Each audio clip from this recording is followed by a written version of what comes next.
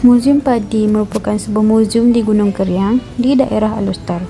Muzium ini menerangkan kegiatan penanaman dan penuaian padi di negeri Kedah yang juga dikenali sebagai Jelapang Padi Malaysia dan juga turut menjalankan pendidikan ke atas tanaman padi. Tiket untuk masuk ke Muzium Padi hanyalah berharga RM5 untuk dewasa dan warga emas, manakala untuk pelajar sekolah rendah hanya RM2 dan kanak-kanak bawah 6 tahun percuma sahaja. Setelah selesai membeli tiket, bermulalah tarikan utama Muzium Padi ini.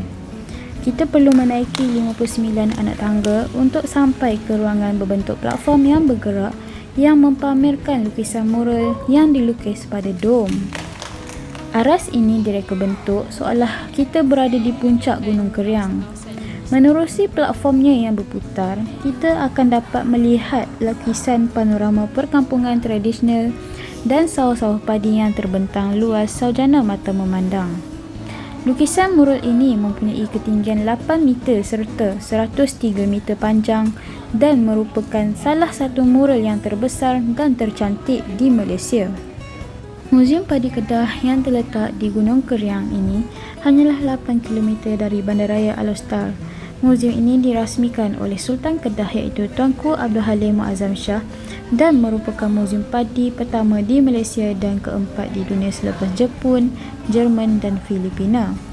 Dari jauh, bangunan muzium megah mempamerkan keunikannya. Rekaannya berbentuk gemai padi iaitu padi yang sudah diketam dan diikat. Kedudukan muzium ini di kaki Gunung Keriang memang mengasyikkan kerana gunung ini juga tempat penduduk setempat mengutip batu kristal dari dalam gua bukit batu kapur di sekitarnya. Muzium ini juga dikelilingi sawah dan perkampungan tradisional Melayu.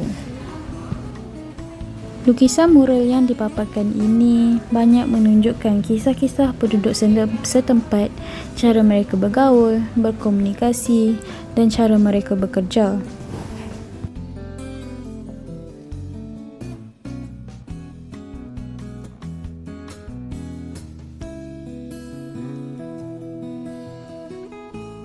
Dari aras 3 kita akan turun ke atas ke aras 1 di mana kita berpeluang untuk mengetahui sejarah penanaman padi di Kedah, meninjau koleksi varieti-varieti padi dan melihat alatan-alatan persawahan tradisional seperti anak, lenggam, kapuk, tenggiling dan lain-lain. Di sini juga kita dapat mempelajari bahasa kerbau seperti hai, cah, sok, diam, sesat, paling cah, paling sok dan dapat mempelajari peralatan untuk menjaga kerbau.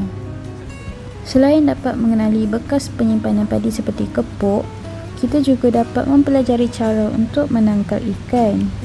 Peralatan yang digunakan untuk menangkap ikan adalah seperti serkap, taut, pelompat dan sebagainya. Di muzium ini juga mempamerkan kuih dan makanan yang berasaskan beras seperti putu beras, bunga pudak, rempeyek, kuih sepi, emping kerabu, emping, kuih karat dan bepang.